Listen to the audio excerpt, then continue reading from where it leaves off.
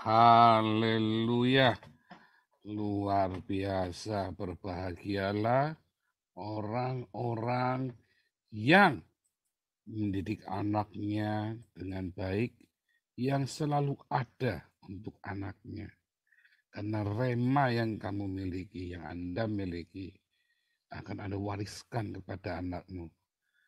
Tapi kalau Anda tidak selalu ada untukmu, sering berhalangan, ya, bahkan Anda tidak punya waktu untukmu apalagi, maka rema itu nggak bisa diwariskan buat anakmu. Anakmu akan bertanya, opo kuwi? Apa? Dada, itu ngarang itu. Ya kan begitu, ya. Absalom, anak-anak Daud itu, ya, Daud adalah seorang yang mengasihi Tuhan dengan sungguh-sungguh. Daud adalah orang yang sangat pahlawan, talentful, ya. Daud orang yang sangat lihai dalam berpolitik. Dia sangat kuat, lincah, jagoan. Ya, talentful juga tadi ya, pandai main musik, mencipta lagu, tapi dia seorang yang gagah berani. Wah, itu saya bilang ini orang-orang ini Tuhan membentuk dia bertahun-tahun akhirnya menjadi orang yang sempurna ya, luar biasa. Tetapi Daud gagal mendidik anak-anaknya, ya, dan itu menjadi celah untuk tuaian yang buruk yang ditabur oleh iblis, ya. Itu tuaian yang buruk bagi Daud karena ia kemarin membuat persekongkolan jahat, permufakatan jahat. Dia harus menuai apa yang dia tabur dan ia melalui celah itulah, ya. Itu kejadiannya juga nggak sekali jadi langsung gubrak-gubrak begitu ya. Itu prosesnya panjang lama itu ya. Kalau kita lihat tuh Absalom dari kejadian Tamar itu ditidur adiknya Absalom itu kemudian ditiduri oleh Amnon, dia tunggu berapa tahun lamanya, ya kan? Setelah itu Absalom bunuh itu Amnon. Terus dia lari 3 tahun, terus kemudian dia balik ke rumah ke Yerusalem 2 tahun lagi, kemudian dia masih nunggu 4 tahun lagi, lebih dari 10 tahun prosesnya itu. Edan nggak itu? Wah, itu bisa nangis darah itu kalau saya jadi orang tuanya begitu. 10 tahun yang penderitaan coba, ya. Saya baru 4 tahun aja kemarin udah nangis darah. Ini 10 tahun, Anda bayang nggak sih? Orang mau hebatnya kayak apa, suksesnya kayak apa, anaknya bunuh-bunuhan ya Anda puyeng. Ya. Bahkan sampai ketika matinya pun dia masih melihat masih masih lihat si Salomo bunuh kakaknya Adonia. Ya, masih lihat wajan ya, ngeri itu ya. Ngeri. Apa yang kita tabur itu pasti kita tuai, nggak mungkin bohong. Tapi Anda nuainya sama Tuhan apa enggak? Untung Daud menuainya dengan Tuhan ya. Dalam penderitaan, dalam kesakitan itu. Dia menuainya bersama dengan Tuhan dalam kasihnya. Nah, kalau saya melihat ya, Daud ini ya beberapa kali dia kan nggak taat ya kan. Salah satunya ketika dia disuruh kasih nama Salomo itu Yedidah. Kemarin itu ya. Kasih nama Yedijah. Tapi Daud kan nggak mau. Salom aja deh. Kalau Yedijah itu kan dikasih Tuhan. Dia udah nggak kebayang tuh dikasih Tuhan mumet ya. Dikasihmu Tuhan itu artinya dikejar apa berkelahi sama serigala, berkelahi sama singa, berkelahi sama beruang, berkelahi sama Goliat, diuber-uber sama mertua. Jadi DPO mertua. Nguyang buat dia itu. Udahlah salam-salam saja dah. Saudara tahu nggak, investasi Anda dalam bisnis, dalam usaha Anda, dalam pelayanmu itu, nggak ada artinya dibanding dengan investasimu kepada anak-anakmu. Serius, ya. Dan Daud menyadarinya dan menyesal di hari tuanya. Terlambat.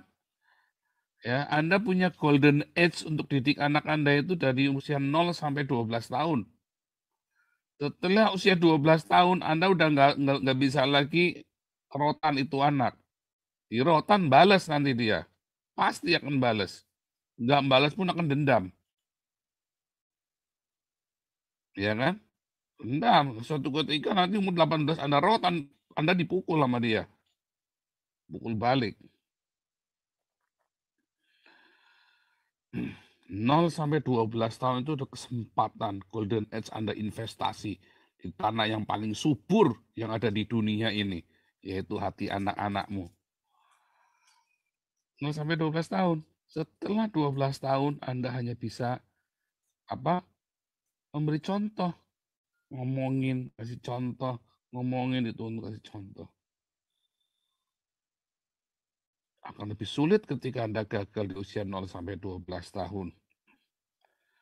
12 sampai 18 tahun Anda gagal, ya sudah, hanya Tuhan yang sanggup mengubahnya. Udah, sedangkan sama Tuhan mau apa lagi? Bubar, goodbye my love. Umur 18 selesai Anda, udah, Anda omongin, dilawan sama dia. Anda ngomongin yang baik, anak bilang, alah, papa aja begitu kok. Ya kan?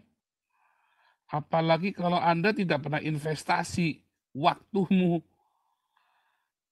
kepada anak-anakmu. Mungkin Anda bukan orang yang berpendidikan. Waduh Pak, saya itu mau didik anak apanya, mau saya cuma lulus SD. Oh, enggak butuh itu. Wah Pak, saya ini cuma tukang beca Pak. Saya mau ngasih apa buat anak saya? Oh, bukan itu. Anda kira anakmu itu pengen bapaknya itu jadi presiden. Anda kira anakmu itu pengen anakmu itu setiap hari itu pakai mobil mewah, pakai barang-barang mewah. Bahkan anak-anak yang tinggalnya di gedung mewah yang berlimpah harta pun mereka iri sama anak tukang beca loh. Ya kan? Anak-anak itu yang masih 0 sampai 12 tahun, anak-anak SD itu yang hidupnya diantar jemput sama supirnya, yang Alphardnya aja di dalamnya ada lemari esnya, ada TV 32 inch-nya, ada semuanya all in di dalam di situ. Semua makanan ada di situ. Iri loh sama anaknya tukang beca. Dia nanya sama supirnya, kok kamu lagi yang jemput? Mama mana? Ya mama lagi sibuk begini sama sama cem-ceman lagi. Papa mana? Gak ada. Bingung. Dia mukanya mamahnya kayak apa, mukanya papanya kayak apa aja udah lupa lagi. Lebih hafal muka sopirnya dia sama sama mukanya mbaknya. Sehingga waktu si mbaknya itu, si pembantunya mau pulang kampung, wah bisa demam tinggi itu, nangis itu, kejer-kejer itu. Ngalamin gitu enggak? Jangan sampai lu. Ya, kamu pulang di rumah, om siapa? Loh, mama mana? Loh, mama lagi sama papa di kamar. Om siapa? Bingung lu, pusing lu. Jangan sampai lu tanya begitu ya. Jangan sampai. Nah, intinya di mana Anda? Anaknya tukang beca sama si tukang beca, memang duit nggak punya, rumah bocor terus. Antar jemputnya yang satu pakai Alphard, yang isinya kulkasnya macem-macem, ini pakai tukang beca, ya kan? Yang kalau mau makan cuma sit minggir dulu, cak ayamnya siji cak, yo ayamnya cekere wae, ora duit-duit nggak tuku pak pupune, kan gitu kan. Dia cuma ceker sama leher. Kalau dia pakai Alphard, shoot, mampir supirnya turun. Drive thru McD. Beda kelas. Ya. Tapi anaknya tukang beca ini bahagia karena ayahnya selalu ada buat dia. Jadi kalau lagi tawuran, wah diuber-uber anak SD, wah lari. Pak, aku mau dikeroyok, Pak, aku mau dikeroyok. Wah, ini tukang beca ini lari-lari bawa ini ya, bawa obeng, bawa palu, awas. Dia selalu ada buat anaknya. Karena mangkalnya becanya di depan sekolah anaknya. Waktu SD. Itu kayak teman saya dulu ya waktu SD. Saya ingat sekali ya. Saya tak pikir tukang beca siapa, nggak taunya bapaknya. Saya sampai ngelus dada itu. Saya sampai kaget. Itu bapakku, nggak malu dia. Nah itu tukang beca, nggak malu. Kami dulu sempat membuli ya. Kami dulu sempat bully dia. Termasuk saya. Saya bully dia. Padahal saya juga anak orang miskin ya. Tapi karena keluarga tante-tante saya kaya, jadi rasanya kan saya sombong kali itu ya. Bukan duitnya, tapi sombongnya minta ampun ya. Memang, ini anak orang miskin. Kami membuli dia, bapaknya cuma tukang beca. Rumahnya itu gubuk reot gitu ya. Tapi dia bangga sama bapaknya. Ya, dia bangga sama bapaknya. Nah, naik beca, bapaknya ngejot sepeda. Hebat ya. Anak ini begitu luar biasa. Nah, dia selalu ready. Daud nggak selalu ready. Makanya dia nggak berani ngomong jangan. Kasihan udah, pokoknya cukup semua beresin. Dia lebih banyak waktunya buat temen-temennya, buat meeting, buat mikirin negara. Dia nggak kepikir nanti negaranya bakal bubar. Terus buat apa coba? Ada pengusaha, saya akan membesarkan perusahaan ini. Anda tidak didik anakmu. Anda nggak investasi anakmu tuh dari 0 sampai 12 tahun, 12 sampai 18 tahun. Nanti anak Anda yang mengambil alih perusahaanmu, dia menghabiskan. Di Indonesia kan begitu kan? Generasi pertama membangun sampai jadi, generasi 2 foya-foya, generasi 3 putus, bubar. Itu yang terjadi. Dan itu menjadi celah, pintu masuknya iblis. Bu ya jangan yang itu, Bu, yang lain aja. Celahnya iblis. Sakit, saudara. Sakit. Ya. Saya bilang suara saya kecil, benar suara saya terlalu kecil? Tolong dicek. Co-host, bagaimana suara saya? Masih seperti geledek? Masih. Atau sudah seperti Masih. orang ngantuk? Masih ya, bagus ya, oke. Luar biasa ya. Nah, di mana Anda ketika anakmu membutuhkanmu? Ya, coba ya, saya mau kasih satu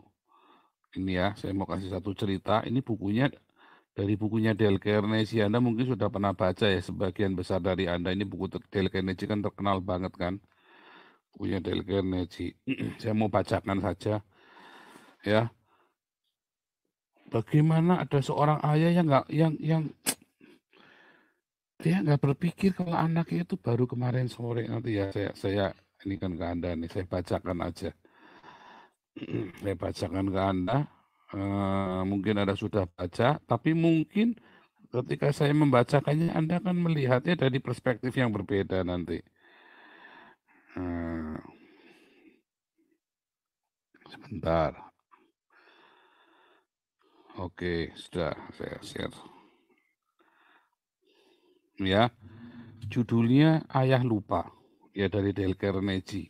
Bukunya judulnya itu How to Win Friends and Influence People ya. Saya SMP kelas 3 saya sudah selesai baca buku ini.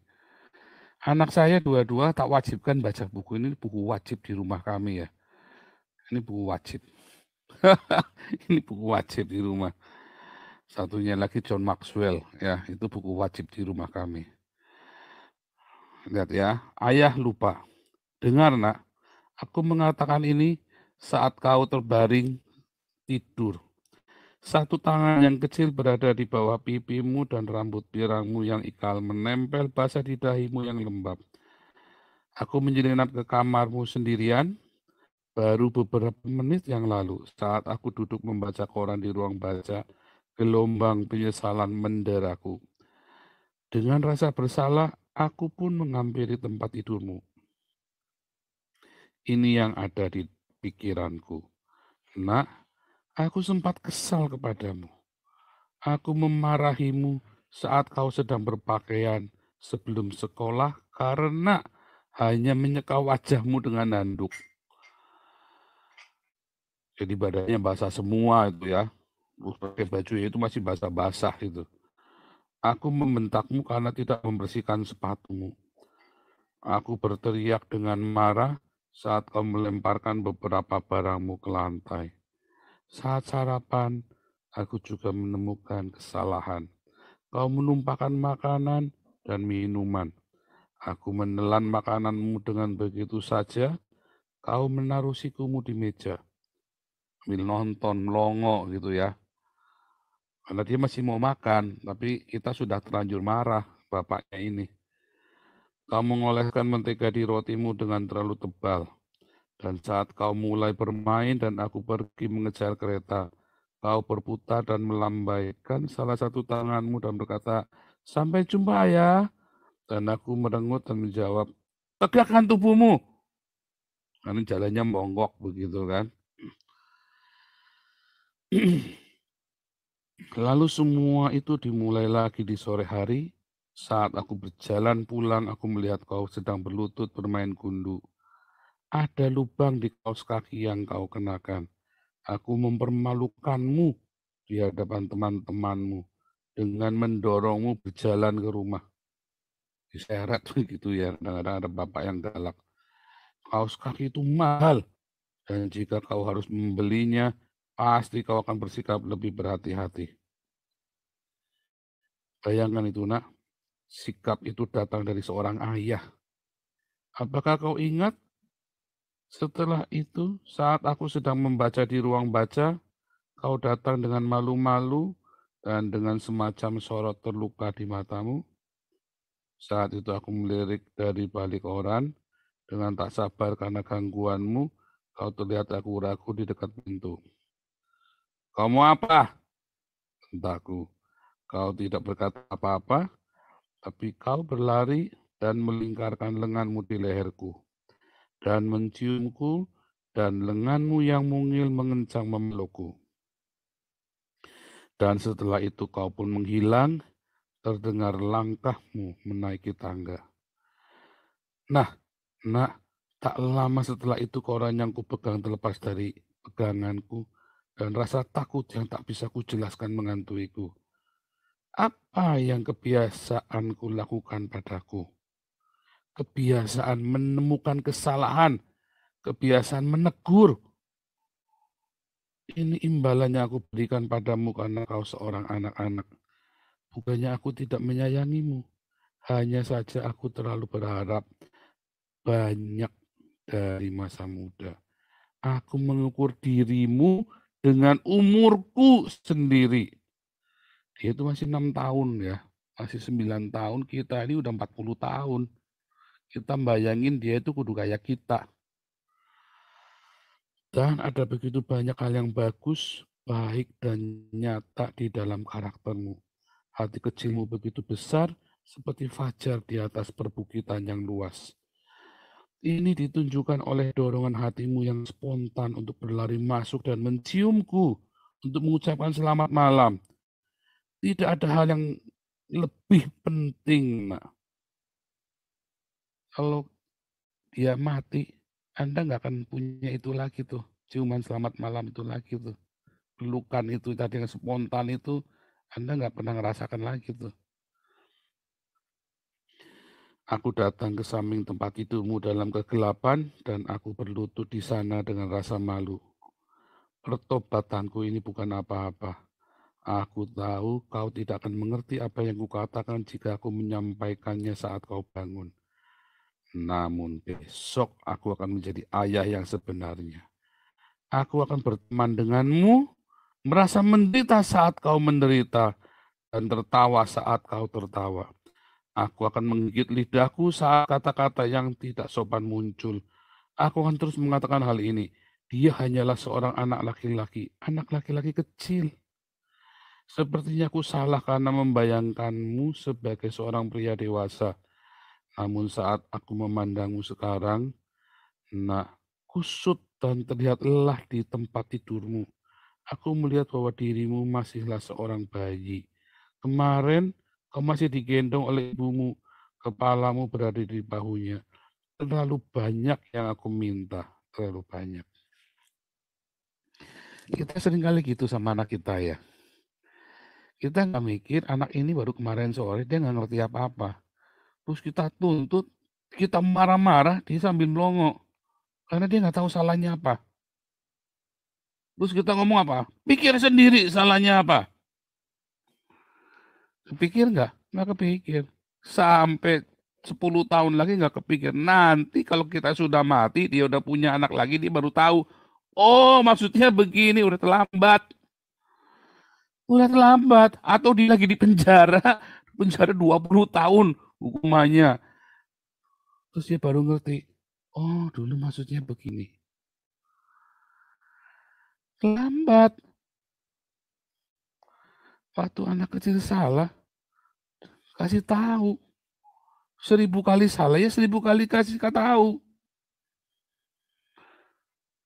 Makanya rumah saya itu kosong melompong waktu kecil.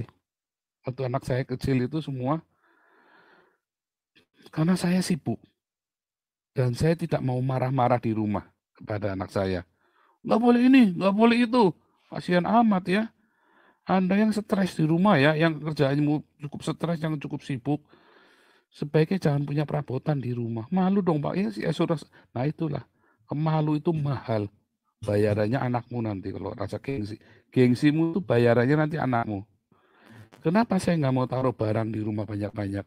Supaya anak saya bisa lari-lari nabrak, saya nggak urusan.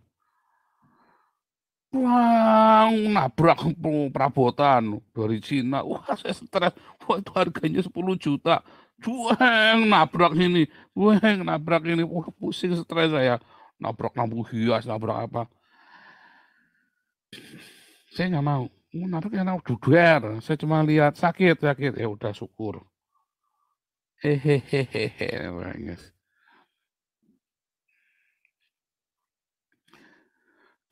Saya kurangin rasa itu ya, karena saya sibuk. Untung saya udah ngerti waktu itu ya. Saya juga punya salah juga, terlalu stres. Ya, saya sebulan cuma 20 hari. Cuma 10 hari di rumah, 20 hari saya selalu di pesawat pergi ke luar pulau, luar kota. Makanya saya kalau lagi di rumah tuh saya marah kalau diganggu itu ya. Karena jangan sampai anak saya manggil saya om lagi. Saya kalau di rumah kalau diajak-ajak saya nggak mau main di rumah terus sama anak-anak main bola, main apa pokoknya main. Saya tahu kebenaran ini dari saya SMP. Saya sudah baca bukunya Dale Carnegie soalnya kan SMP kelas 3 kan. Saya baca cerita ini. Ya, saya bilang saya mau investasi buat anak saya yang benar. Ya, seperti ayah saya. Ayah saya memang cuma seorang supir dulu. Supir angkot ya. Ayah saya itu supir angkot ya. Dulu itu. Dia berhenti karena bolak-balik berantem. Karena kalau dia dipepet gitu, namanya angkot kan begitu kan. Jadi kalau dia lagi dipepet begitu, diserempet gitu sampai ditabrak dan mobilnya dipukul orangnya. Jadi dia lama-lama saya mesti berhenti, ini nggak bener ini. Uh, akhirnya berhenti ya saya. Tetapi dia selalu ada untuk kami. Ayah saya itu selalu ada. Ketika saya mau dikeroyok sama orang kampung itu dia di depan kami. Ketika kakak saya mau dipukul sama kepala preman, dia ada di situ untuk kakak saya. Ketika kami lagi stres, karena kita kerjanya banyak, bingung dari mana nih PR-nya nih. Saya duduk aja di ayah saya tuh pinter juga ya, dia jago matematika. Jadi dia ngajari saya, mulainya dari sini. Di waktu SD, SMP itu yang ngajari matematika itu ayah saya. Kita jarang les ya, yang les, yang ngajari ya kalau udah nggak bisa ayah saya yang ngajari. Dia selalu ready dalam kenaifannya, dalam kebodohannya, mantan preman kan ayah saya. Dia selalu ada. Mungkin buat orang-orang banyak, mungkin buat saudara-saudara saya, ayah ini hanya sampah. Tetapi buat saya, buat kakak-kakak saya, oh, he is my hero. Beneran ya, karena dia tidak pernah absen. Dia nggak pernah absen. Om saya tuh sampai nyindir ya, om saya ini belain saya waktu saya susah ya, tapi dia tidak suka banget sama ayah saya. Antara benci tapi rindu sama ayah saya. Jadi dia ilmunya belajar dari ayah saya, tapi dia nggak suka banget sama ayah saya, tapi dia mengakui ayah saya benar. Dia hubungannya ribet pokoknya. Dia bilang sama saya, ayahmu tuh bajingan, bangsat. Ya saya juga nggak marah. Mungkin bagi dia ayah saya bajingan bangsat. Karena suka ngamplengin adiknya. Adiknya kan mami saya kan. Kakaknya om saya ini kan mami saya. Dipukulin sama mami saya tiap hari. Kan marah ini anak. Orang ini kan marah jadinya kan. Ayahmu tuh bajingan bangsa. Ya saya nggak marah. Ya memang begitulah gimana. Buat orang-orang mungkin dia orang yang nggak baik. Siapapun Anda hari ini, mungkin Anda lagi dalam LPAD, lagi dengarkan video saya di lapas. Mungkin Anda orang nggak baik bagi orang-orang. At least kamu harus selalu setia buat anakmu. Kalau kamu nggak kepengen anakmu rusak seperti kamu, kalau kamu ingin memberikan warisan ilahi yang baik untuk anakmu, selalu ada untuk anak-anakmu. Selalu ada. Nanti anak-anakmu akan bisa mengenal Tuhan dengan lebih mudah daripada anak pendeta yang sibuk. Pendeta yang sibuk banget sampai anaknya keder. Oh nanti kalau sudah besar saya akan bimbing sendiri. Ya akan bimbing dalam kemunafikanmu. Tapi akan lebih mudah kamu investasi 0 sampai 12 tahun, 12 sampai 18 tahun kau didik itu anak. Bersama dengan dia, ketika dia lagi ketawa sama dia walaupun kamu lagi banyak pikiran di kantor. Jangan anakmu lagi, ore pak, lo mau gambar dapat 9. Nggak penting. Oh, jangan begitu. Jangan walaupun kamu lagi stres baru dipecat juga. Wah, kamu harus berbahagia sama dia. Harus. Ya, kamu lagi stres. Baru ketahuan selingkuhanmu. Ya kan? Anakmu lagi ini. Ore pak, aku baru juara. Juara makan kerupuk. Nggak penting. Yang gitu-gitu jangan bilang sama saya. Nggak penting itu makan kerupuk. Wah, buat dia tuh luas sesuatu. Ya kan karena dia pendek, karena dia dibully terus. Dia juara makan kerupuk ngalahkan orang-orang yang bully dia. Oh, jangan sampai tuh. Ya, Anda sampai masa bodoh begitu. Be there. Ayo bersama dengan dia di mana dia ada waktu dia senang. Waktu nangis, pulang-pulang. Oh, aku kemarin dihina sama ini, dihina sama itu. Jangan cengeng. Tonyol-tonyol lagi kepalanya. Jangan cengeng kamu. Oh ya, kamu. Aduh, jangan begitu. Tanyain dulu, dengerin. Nggak gitu caranya. Ya, makanya nanti ikut kelas apostolik ya. Saya ajarin Anda cara beda saat anakmu lagi butuh. Sebelum Anda menikah, konseling pranikah dulu yang benar. Jangan buru-buru pengen buka jus-jus ala-ala bebe. Jangan bikin enak. Saya pengennya bikin enak kok Pak, mau bikin anak ya karepmu. Tapi kan ternyata tetap keluar anak, kudu diberesin anak itu. Maunya cuman bikin enak doang. Repot. Akhirnya kejadian kayak itu kan menjadi celah. Selalu ada taburan yang tidak baik dalam hidup kita. Kita ada luputnya. Nah, jangan sampai yang Anda tuai adalah yang seperti ini, seperti anak-anak Daud ini. Kalau sudah terjadi seperti anak-anak Daud, yang salah siapa? Apakah Absalom yang salah yang bunuh si Amnon? Apakah Amnon salah menaruh burung kepada adiknya yang memperkosa itu terus yang salah? Enggak, salahnya bapaknya. Kalau anakmu tiba-tiba kecolongan ke bawah narkoba, salah siapa? Ya salah kamu.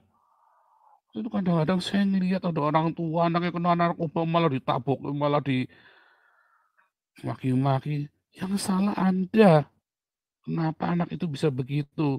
Kalau kamu didik anak itu dari kecil baik sampai umur 18 tahun, Anda didik dengan penuh cinta, bukan dengan gerusa-gerusu. Ya, anak itu saya jamin tidak akan jualan narkoba, tidak akan sampai pakai narkoba. Saya jamin itu, nggak akan itu. Kenapa bisa sampai terlibat ke sana? Ya karena dia yang didik orang lain, yang didik temennya, kayak Absalom yang didik Yoab. Teman-temannya dia dididik oleh sahabat-sahabatnya. Jangan sampai anakmu dididik oleh orang tua, orang lain, oleh sahabatnya, oleh anakmu. Jangan sampai anakmu dididik sampai pendeta anu, pendeta itu. Aduh, nggak dicabulin aja udah bagus loh sama si pendetanya itu. Oh, pendeta masa cabul? Waduh, jangan bikin pendeta kok masa cabul. Didik anakmu sih. Anak itu tanggung jawab bapaknya, tanggung jawab ibunya, bukan tanggung jawabnya orang lain. Hati-hati loh ya, hati-hati ya. Pagi ini ya, Anda harus komitmen. Nah, nanti kalau udah punya cucu, berdoalah supaya umurmu panjang. Karena Anda harus ajari anakmu untuk mendidik anaknya. Apa yang kamu dulu salah, ajarkan, kasih tahu. Wah, itu udah urusannya dia. Ya jangan. Tapi juga bukan bawel. Bukan juga dengan bawel. Anda harus ngerti. Makanya belajar di kelas apostolik nanti kita belajar lagi. Kita nggak cukup waktu. Tapi intinya, Anda harus punya waktu untuk dengar. Bukan bertindak ya, tapi dengar. Saya mendidik anak itu lebih efektif dengan banyak mendengar dan banyak ikut berpartisipasi sama mereka.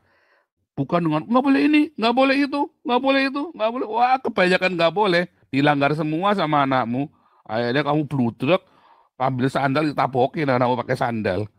Kebanyakan nggak boleh sih, kebanyakan jangan. Tuhan itu ngajarin kita, kalau Anda lihat terjemahannya kita itu salah, itulah kena dogma ya. Nanti kalau Anda ikut kelas apologetik itu ada Adam itu tidak berdosa. Nggak ada kata jangan. Aslinya itu tidak ada kata jangan di Alkitab ya. Bahasa aslinya itu nggak ada. Tetapi Tuhan mengajar manusia itu dengan konsekuensi-konsekuensi. Bukan kata jangan, jangan ini, jangan itu, jangan asem, ya kan, jangan lodeh, repot.